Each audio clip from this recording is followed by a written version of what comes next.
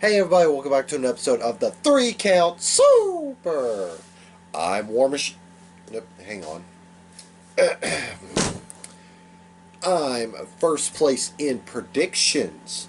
War Machine MJ. Yes, I won at Takeover Portland. Perfect card, 6-0. Anyway, I'm here today because I was under the weather, actually. Yeah, I was under the weather following our return from Huntsville because we went to go watch the AEW show. So I never got around to doing SmackDown or what 3 count for SmackDown and NXT that week, and then I came down with a little cold. I'm over it, and I'm finally getting things back on track. So let's go ahead and do this. We're going to be talking about the February 5th and February 12th episodes of NXT, as well as the February 6th and February 13th episodes of UK.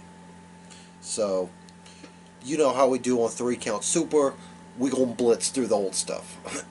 And we're going to blitz through both of them because NXT and UK just happened this past week. So, let's just zip on through.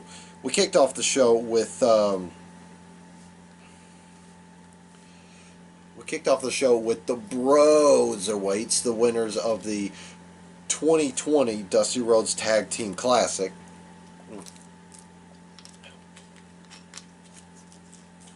Basically, they decided to celebrate their victory in style by pulling up to Full Sail in a custom-made cart with trophy in tow. However, they were soon interrupted by Kyle O'Reilly and Bobby Fish. And of course, that's where Matt Riddle busted out the he busted out the how many fish can Bobby Fish fry if Bobby Fish can fry fish. He busted that little limerick out. It looked like Fish and O'Reilly were ready to throw down until Roderick Strong came out there and whispered something in their ear, and then suddenly Fish and O'Reilly changed their mind. So yeah. Next we had Angel Garza defeating Isaiah Swerve Scott in a fairly quick and competitive match. Next we had Dominic Dijakovic taking on Killian Dane. Oh, I'm sorry. Angel Garza beat Swerve. Anyway, had Dijakovic taking on Dane. Basically, it was Dijakovic's last roadblock before, or yeah, one of his last roadblocks before his North American Championship clash against Keith Lee at Portland. Of course, Dijakovic beat Killian Dane in yet another spectacular match between two big men that should not be doing things men their size should be doing. Next, we had Mercedes Martinez defeating Casey Catanzaro in a fairly competitive match.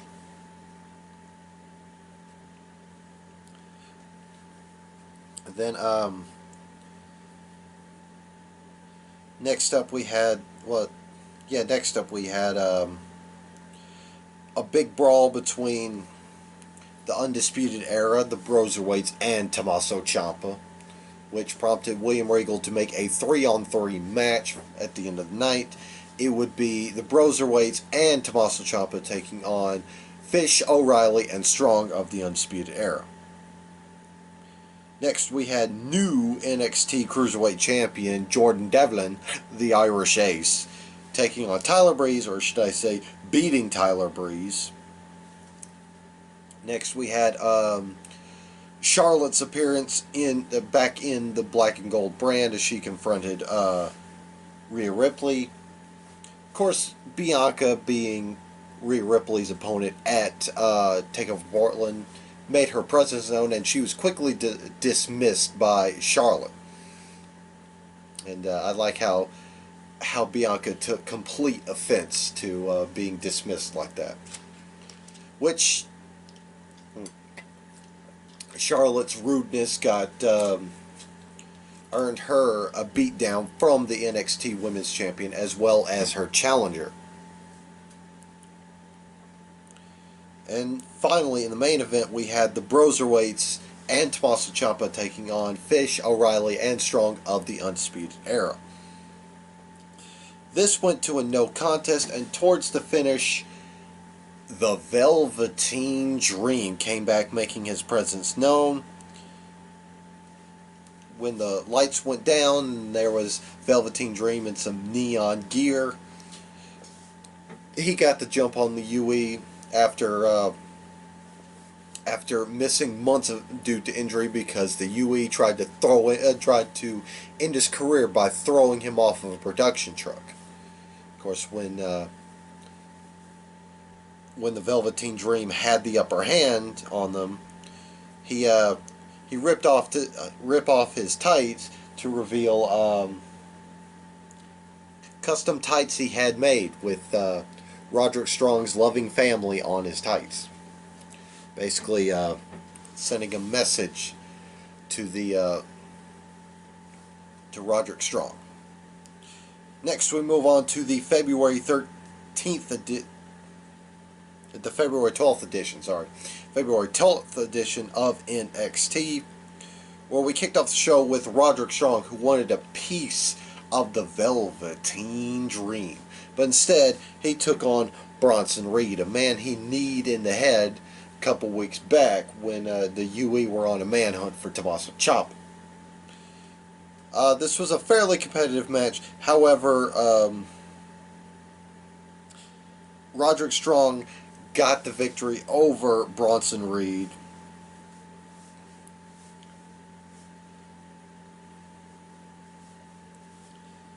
And yeah, afterwards there was a promo from Velveteen Dream aimed at Roderick Strong, basically insulting Roderick Strong's manhood. So yeah.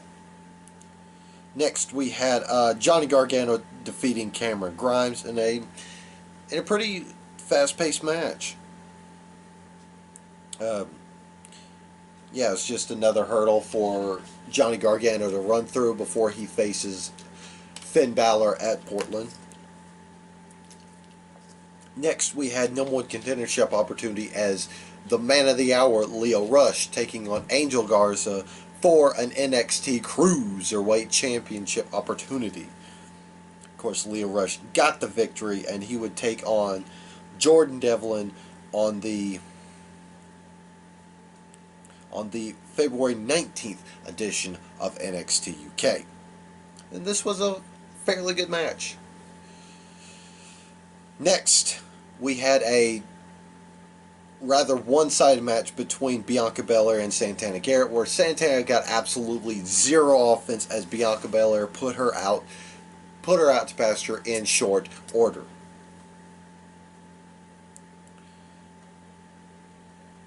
And then finally, we had Adam Cole, baby, taking on Kushida. Of course, Kushida got beat down by the Undisputed Era a couple weeks ago, back when Undisputed Era were having their manhunt with Tommaso Ciampa.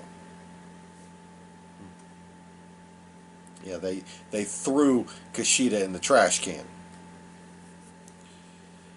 But due to the distraction from the Undisputed Era, Kushida wound up eating the pin. Afterwards, Tommaso Ciampa came out there, and him and Adam Cole had themselves a nice little scrap as soon as the camera stopped rolling, which that was a huge missed opportunity. Alright, and that wraps up the February 12th edition of NXT. We move on to the February 6th edition of NXT UK. We kicked off the show with Piper Niven defeating Dani Luna in a decent match. Next was Tyler Bate taking on A-Kid in a hell of a competitive match. Tyler Bate got the victory over his young disciple. Next we had Ashton Smith and Oliver Carter getting a victory over Pretty Deadly, the team of Lewis Howley and Sam Stoker. There we go. Then we had a segment between Kaylee Ray and Toni Storm setting up a I Quit match for the NXT UK Women's Championship. And if Toni Storm lost the I Quit match, she can't challenge for the championship as long as Kaylee Ray is champion. Interesting stuff. And finally, in the main event, we had one hell of a fight as Trent Seven took on Eddie Dennis in a Steel Corners street fight. And what that is it's a street fight, but all the turnbuckles in the ring are exposed. That really doesn't make a whole lot of difference, but it's whatever. It was still a damn good match. However, Eddie Dennis did he did eat a loss, but he wound up putting himself on the shelf. So yeah, Trent Seven got the victory to put that to bed. That was the February 6th edition of NXT UK. We'll move on to the February 13th edition of NXT UK, where we kicked off the show with the debut of I forgot her. I forgot how to pronounce her name. Aoife Valkyrie. I butchered the hell out of that, but I promise I'll pay attention more when she returns to the Black and Gold brand. Anyway, she took on and defeated Amale, and it was a nice showing for Valkyrie. I'm interested to see more. Next, we had Dave Mastiff taking on Saxon Huxley and beating Saxon Huxley. After Dave Mastiff got the victory, he then decided to mock Walter by just standing there in the ring and doing the Imperium salute. And he looked like he was having a ball with it. Next, we had a promo from the grizzled young vets as Liverpool's #1 Zach Gibson and James Drake decide to give the York fans an earful. And it was basically a promo saying we're not welcomed here, so we're going to take our talents elsewhere. They're basically going to NXT UK, NXT Maine. I guess it'd be NXT USA. Next, we had Joe Coffey defeating Amir Jordan. Yeah. However, after the match, Joe Coffey picked up the